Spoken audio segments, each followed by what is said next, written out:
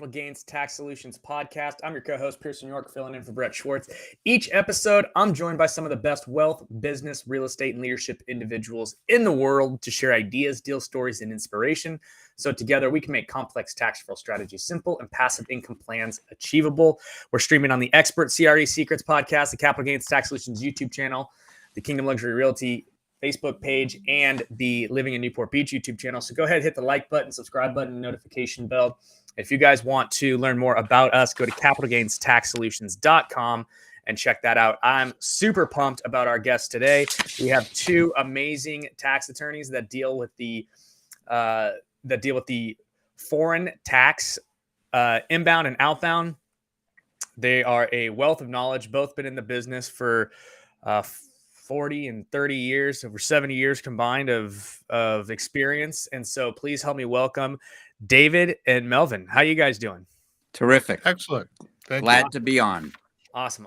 So, guys, real quick, we were talking a little bit before the show about all this stuff that's kind of coming down the pipeline here. Give me the one or two most important things that we were kind of discussing, and summarize those in a very just kind of clear, quick path for the audience. Let me take that one on. So many of the traditional estate planning strategies that have been around for 40 or 50 years could be upended if various different provisions that Biden has proposed in the Green Book become law. Okay, wow. David, do you want to add anything to that? Yeah, and so if we think, if the political winds are going to blow a certain way, and that the Democrats win a trifecta in November of 2024 and have presidency and majorities in both houses of Congress, then the discussion really will be between the progressives and the moderate Democrats. If we look at all the Green Book proposals, kind of what do we think is a reasonable chance that it could happen? And so if we think of that as a wildfire of tax the rich proposals, we look at kind of what are our traditional fire prevention tools: grats, gifting, realizing unrealized capital gains, et cetera. What should we be doing beforehand? Likewise, what Mel and I do a lot of is actually preparing clients with what we'll call fire insurance and a fire escape plan. What does that mean? That may be for Americans who move to places like Puerto Rico or move to a more tax efficient situation, all the way to expatriation. So we're really trying to spend time, and 2024, as Mel will tell you, is a very important year to get that fire escape plan in place, because some of the planning techniques that he would use to reduce the impact of these strategies, the one-time kind of impact, are greatly enhanced if we can do them the year before somebody actually triggers the fire escape plan. So it sounds like what you guys are saying is that there's new laws and new legislation that could potentially pass that would absolutely just crush anybody that's over those thresholds, right? I think right now those estate tax thresholds are around 22 million, and I think they're set to cut in half in 26, if I'm not mistaken. That's correct. And so what you guys are saying is that there's even more legislation coming down that if you're in that particular bracket, it's going to absolutely crush you if those things pass. And so what you're saying you guys are proposing is, okay, you need to get not only a prevention plan in place, but a contingency plan in place, plus the ability to execute that plan quickly, right? So that if these laws pass, you can kind of get grandfathered into some of these other strategies that are still around today that might go away later. Am I off here? You're completely spot on. To be a little bit more precise, the 2017 Tax Act, which goes for 10 years, basically we are working under a 2023 lifetime gift, estate, and generation skip exemption of 12.9 million per individual. That's going to go up in 2024 and 2025. And as you correctly noted, absent intervening tax legislation to change that, the current law will revert back to pre-2018 law, which was an exemption amount adjusted for inflation that might be around 7 million. So it is quite possible, absent intervening legislation that's becomes law, that the exemption goes from 14 million in 2025, and if there's no legislation from Congress, it goes back to about $7 million. So there's this period of a very high but temporary interim lifetime exemption that clients, we feel, should take advantage of. Add on top of that the fact that one is not well advised to undertake pre-expatriation planning in the year of expatriation for technical reasons, then the planning needs to occur in the year before you plan to give up your green card or give up your U.S. passport. Now, many of the techniques that we use are also under threat, meaning that if I transfer appreciated property to a completed gift trust, right now, there's no gift tax on that. But the proposal from the Biden Green Book would change that, as would realization on appreciated property at death. So it would make a very big difference, not currently, but under the proposal, whether you owned $100 million and you had a basis in that property of 20 million, you'd have 80 million of deemed realized gain at death, or versus someone who held $100 million of cash. There'd be no deemed realization event. And we can go on and on.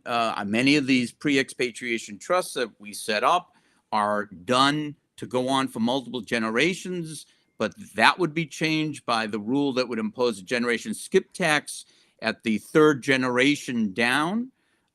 We'd have restrictions on valuation discounting, which is something that we use many times in valuing illiquid, non-traded assets that are transferred to a pre-expatriation trust.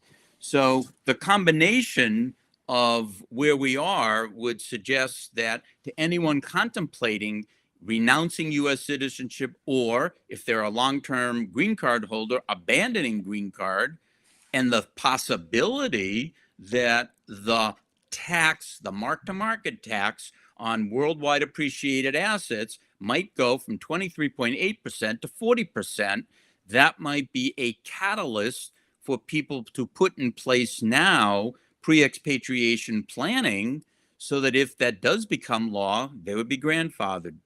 So your guys' main, I would say your main value proposition is you guys, and for context for the audience, so you guys help people with tax leaving and entering the United States. And when you say expatriation, you mean, hey, okay, I'm giving up citizenship in the United States. We're going to, Canada or half Puerto Rico, as we kind of talked about earlier, or Italy or whatever, right? Another country that fits their lifestyle. It fits their, breakfast table style, is like David mentioned a little bit earlier. And so what you guys are proposing is, hey, there's a time to get out. And if you want to get out, right, there are certain laws that are advantageous to that. And so if you guys are interested in, if you're at this threshold, right, this is the type of strategy you really should look at before it goes south. Correct. And with one caveat, that unlike virtually every other industrialized country in the world, the United States is exceptional. It's exceptional because it taxes not only the basis of residency, as does every other major industrialized country, but it also taxes on the basis of citizenship.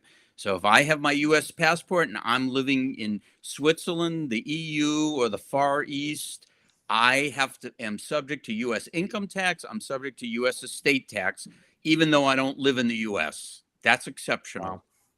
Wow. And Pierce, one of the things I wanted to point out is, so we're doing a lot of planning in 2023 and 2024. And so, when people wake up in November, and they say, okay, this is what the outcome of the election is, I think that there's a greater chance that the political winds are going to blow the tax the rich wildfire our way. They've got everything in place to trigger it. But this takes time. I mean, I have clients who Sure. say, well, I have an Irish grandmother. And I said, well, yes, you are entitled to an Irish citizenship, but it's not like you dial 1-800 I am Irish and a leprechaun delivers the passport to you. There's a process that you have in your application. Let's assume we get all the documentation together and we submit that and it goes on the desk in Dublin. Well, your file is sitting behind everybody in the UK who, as a result of Brexit, also had an Irish grandmother or father. And so will that happen in time for you to trigger it? And so starting early to get some of these things in place, and people say, well, I'll buy citizenship in a Caribbean island. Well, that still takes 6 to 8 months. So while Mel is designing the fire escape plan, we're selecting what's the right fire insurance to get. And one of the things that is also different about Mel and I is that we're fee-based advisors. I don't, when we look at different jurisdictions, I don't take commissions from anybody. If there's a commission that's paid, I actually flow that back through. Likewise, Mel is not taking commissions. He's being paid to act in the client's best interest I am. So we're completely agnostic. We're looking for what solutions work best for the client and for their needs. And we want to make sure that they don't jump out of the US tax pot and into somebody else's tax fire. So lifestyle, is it livable? And also, can you maintain or improve your lifestyle in a more tax efficient manner?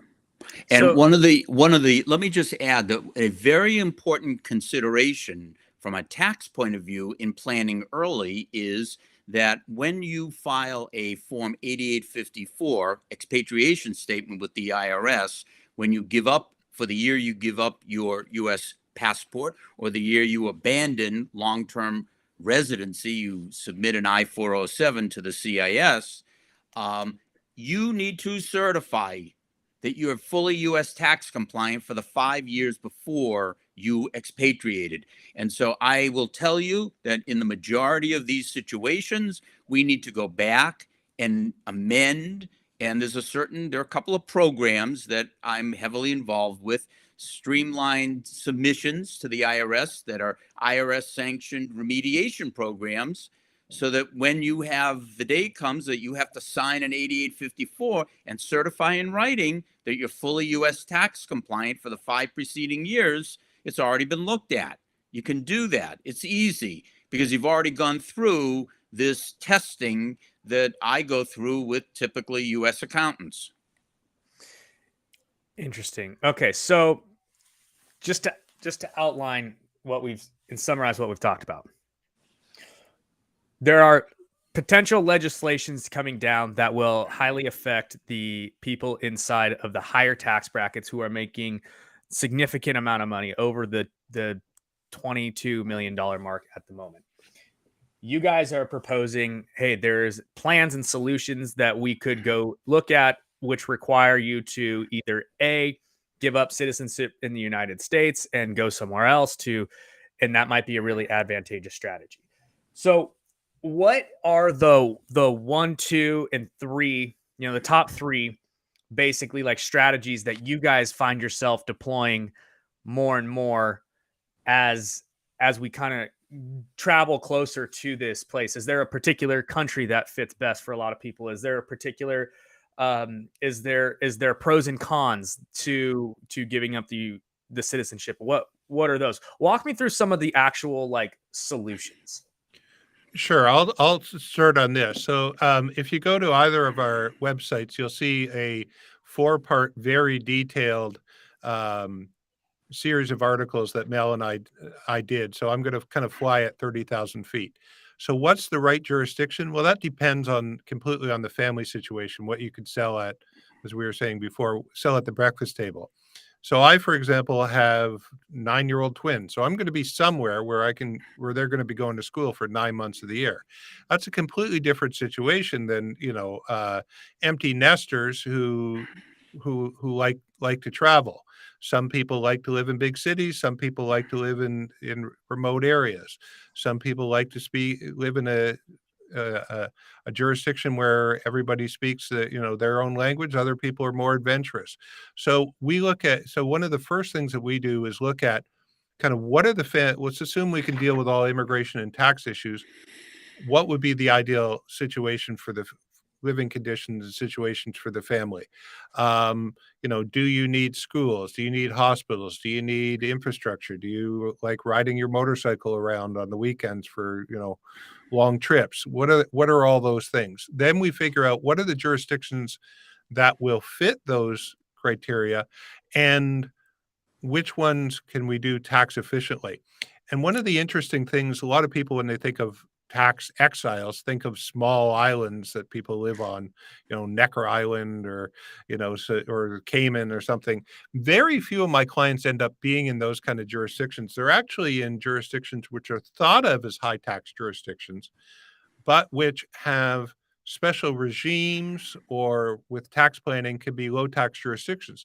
That includes places like Canada, the United Kingdom, Ireland, Portugal, Italy. Italy.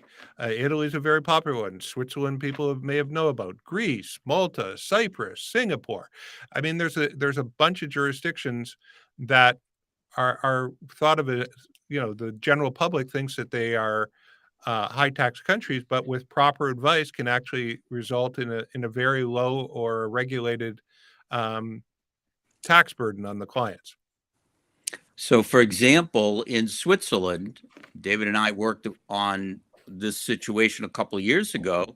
We had a Silicon Valley individual who had acquired a Maltese passport in 2015 and had decided by 2020 that he wanted out of the U.S. and that what he wanted to do is he wanted to really just retire and not pay income tax. He had lived in California and Silicon Valley, and so he wanted out of the U.S. and out of the high tax system. And he ended up in Switzerland on a Maltese passport, in part because in Switzerland, the arrangement was that so long as he was not working and was, quote, retired at 44 and was not taking the job of any Swiss individuals, any Swiss residents, he could come and live there and there would be no income tax. He pays on a flat dollar basis that's negotiated based on where he lives in Switzerland, with the rural cantons offering the best and lowest fixed dollar amounts. That worked for him. Doesn't work for everyone. And one other thing to point out is he had pre-IPO shares, and he knew he was a founder in two kind of major companies, and both of those companies were about to go private or go public, sorry. And so he knew that there was going to be a pop. So one of the big motivators for him to get out at that particular time was that he could enjoy that pop in valuation free of US taxation. And of course, because he had pre-IPO shares, we were able to do valuations, which reduced, because those were restricted shares and they had lockups and a number of other things that reduced the value of that. His cost basis was $1, and so he was able to get those significantly down, which with the planning that Mel was putting in place in that fire escape plan, he was able to kind of jump out of the U.S. pot at a much lower cost than he would have had the day after the IPOs. Yeah, the strategy, frankly, that we employed there were valuation discounts, one of the things that's on the chopping block, according to the Biden Green Book, and we took roughly 8% discounts based on blockage, on the theory that the positions that he held was so large they could not all be sold in one day, and we submitted valuation reports with these two large positions to substantiate taking these significant discounts in valuing the two positions on his Form 8854 expatriation statement. So so it sounds like there's some reasons to potentially leave for tax purposes, right? But even as we're talking through, right, every country still has tax, right? And so is the United States an extremely tax burdened country versus the other countries that are out there? Or like what is triggering these people Yeah. like wanting to leave? Are there no tax strategies that you guys could use inside the United States where people wouldn't have to go through all this, or they just want to get out of the United States in general because they want to go explore? Go ahead, Mel. Well, I would say that relatively speaking, the U.S. is a high tax jurisdiction, as is the United Kingdom, Germany, and Japan. If I've got clients in Singapore, Singapore has no tax on capital gain, no tax on dividends. They do tax earned income earned in Singapore. So there needs to be a match of where you want to live, whether you're comfortable with the culture. But yeah, many of the northern EU countries have relatively high taxes because they have significant social safety nets. Whereas in Italy, for 100,000 euro a year, you can elect their lump sum tax regime, and you don't pay tax in Italy on your non-Italian source income.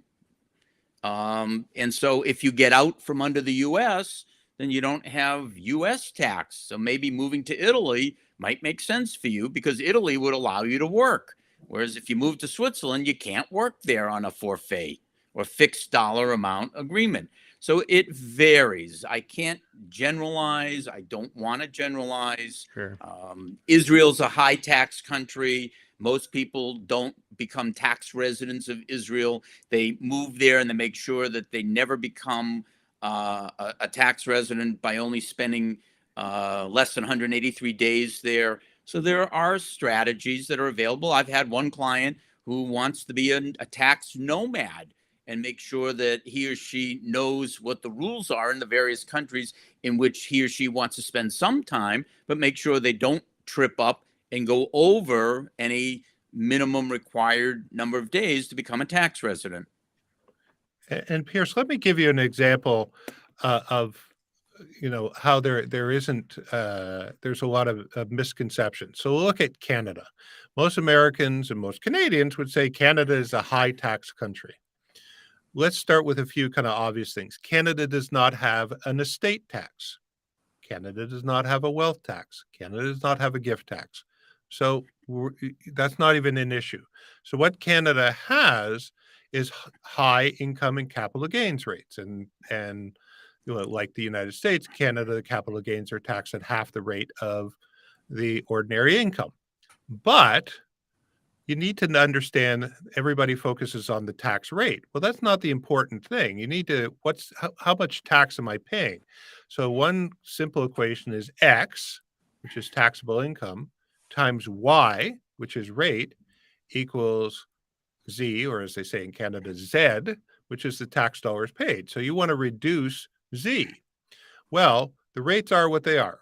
You can reduce them by half by getting capital gains as opposed to ordinary rates.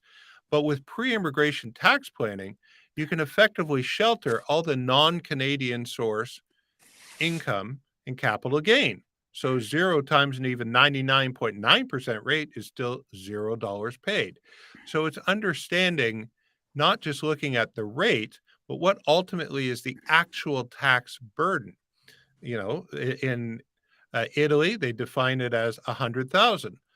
The other thing, though, is nobody writes a check, but theoretically you write a check for 100,000, but you're not also not writing a check to, Deloitte or E&Y or PwC to do all your compliance costs.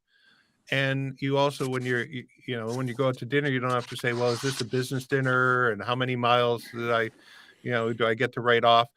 All that compliance cost is gone. Whether I make $1 or 100 million next year, this is what my tax bill is. And so jurisdictions like Greece and Italy and Switzerland, which have lump sum amounts, that's quite attractive. You get places like the UK and Ireland, Malta and Cyprus, where they say, well, so long as you don't take current year's income into your hands in our jurisdiction, you don't pay tax on anything but local income. And if you don't have local income, then effectively you can live in these countries not paying any local tax. And they're bigger than living on a small island that has a hurricane season. So let me add to David's comment that as part of any pre-expatriation planning, to the extent you're moving to a high tax country, call it the UK or Germany, the United States has 70 US income tax treaties with foreign countries. A significant purpose of these income tax treaties is to prevent double taxation of the same income. It does not always work out that way, but at least that's the theory. And in many cases, you're able to prevent double taxation of the same salary income. The U.S. offers an earned income exclusion of up to $120,000 if you are working in England and you have to pay UK tax. You get some breaks. The other concepts that are uniquely American are that the United States has a very arduous, administratively burdensome U.S. international tax reporting system, having nothing to do with taxes, having everything to do with reporting. You must report your foreign bank accounts, because if you don't, and you're an American taxpayer, that's a green card holder or a U.S. citizen, regardless of where you live, then you need to tell the U.S. government about virtually all of your foreign bank accounts.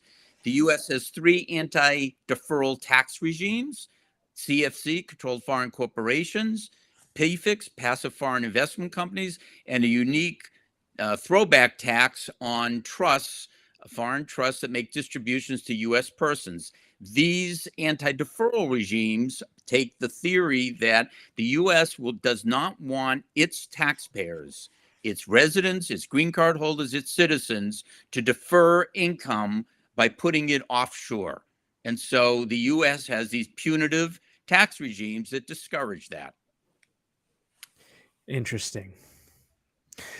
So, all in all, right, there are good reasons depending upon your situation. It sounds like it's for the people who are going to kind of retire and not have any more income coming in would be your best type of client.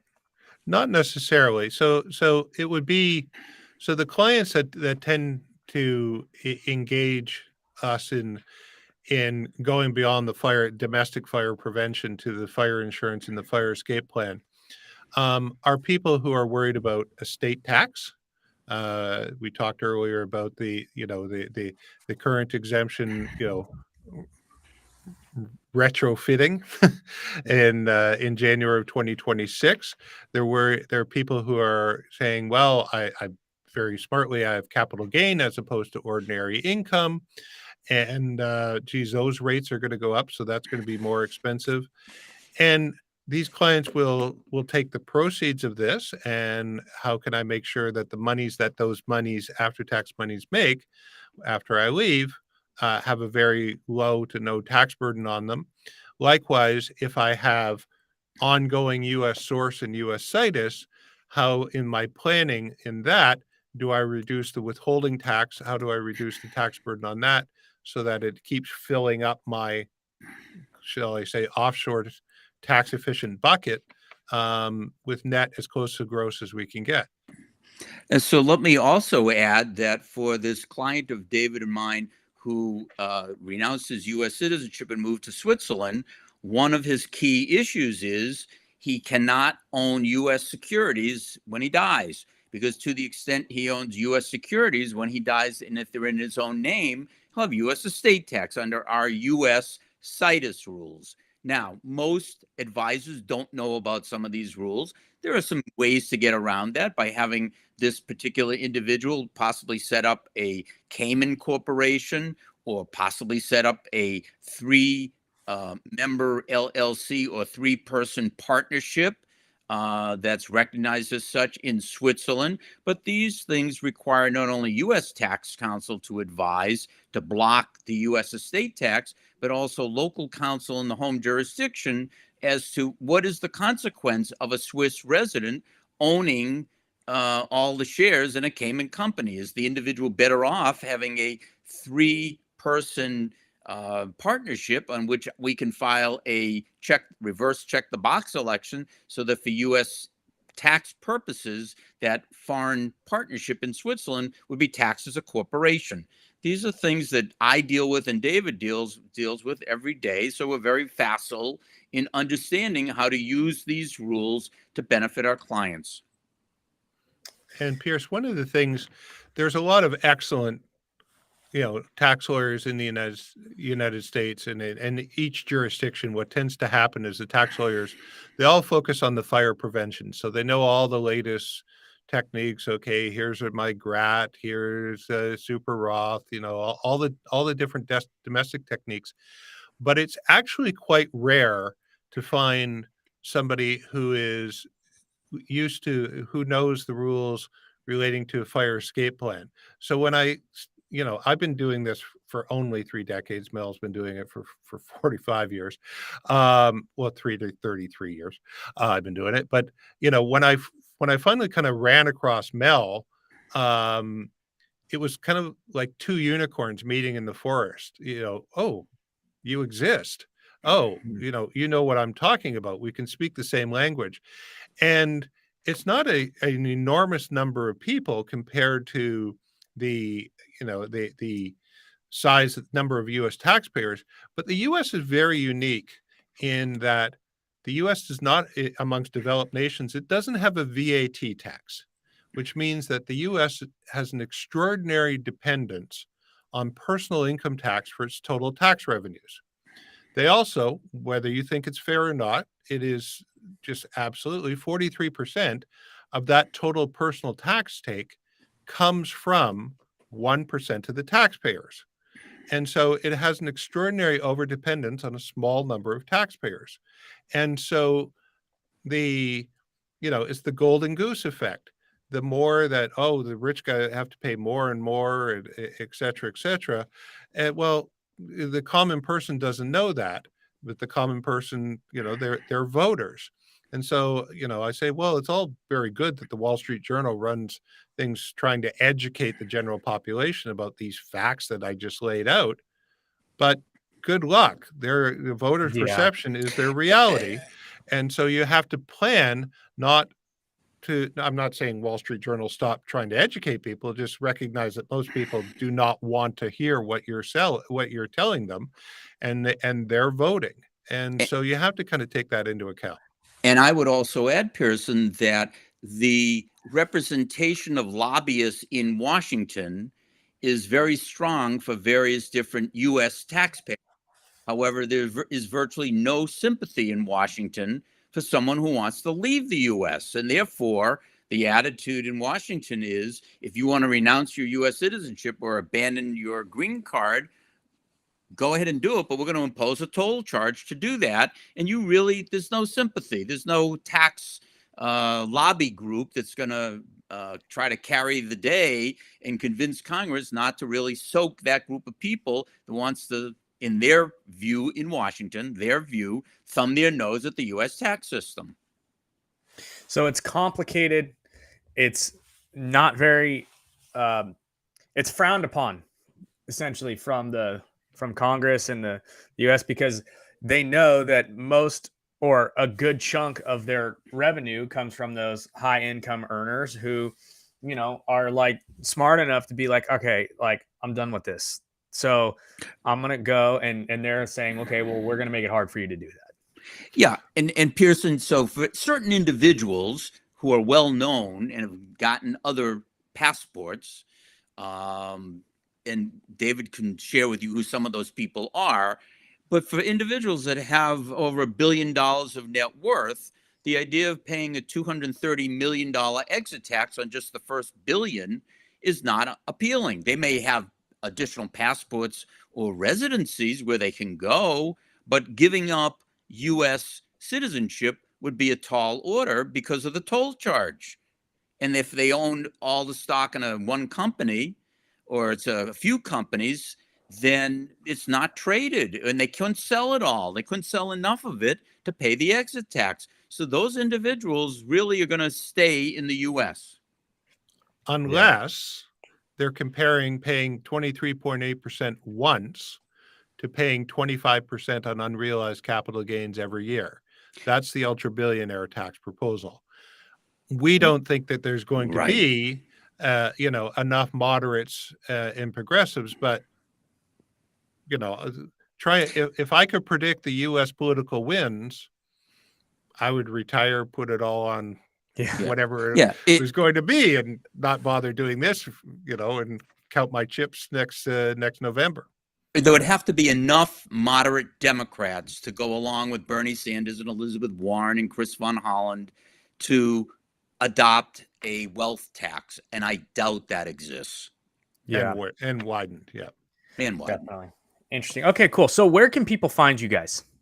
So my email address is Melvin, MELVIN Warshaw, WARSHAW @gmail.com, or I have a website which you can visit, melvinawarshaw.com. Awesome. And my website is a bit more difficult. It's lesperanceassociates.com, and I'm David at lesperanceassociates.com. Awesome. Cool.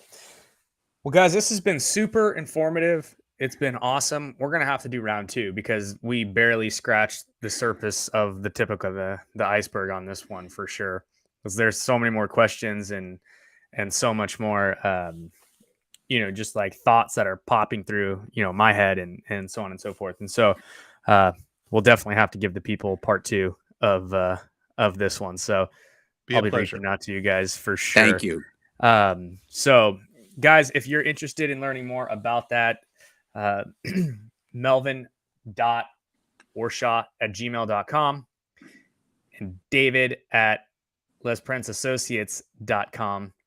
Go check them out. And if you guys want to learn more about capital gains tax solutions, go to capitalgainstaxsolutions.com. This is what we do. We bring experts on like Melvin and David over here to talk about these super high level tactical strategies, the reasons why. So hit the like button, subscribe button, notification bell, share it with your friends and family. It's all over the interwebs.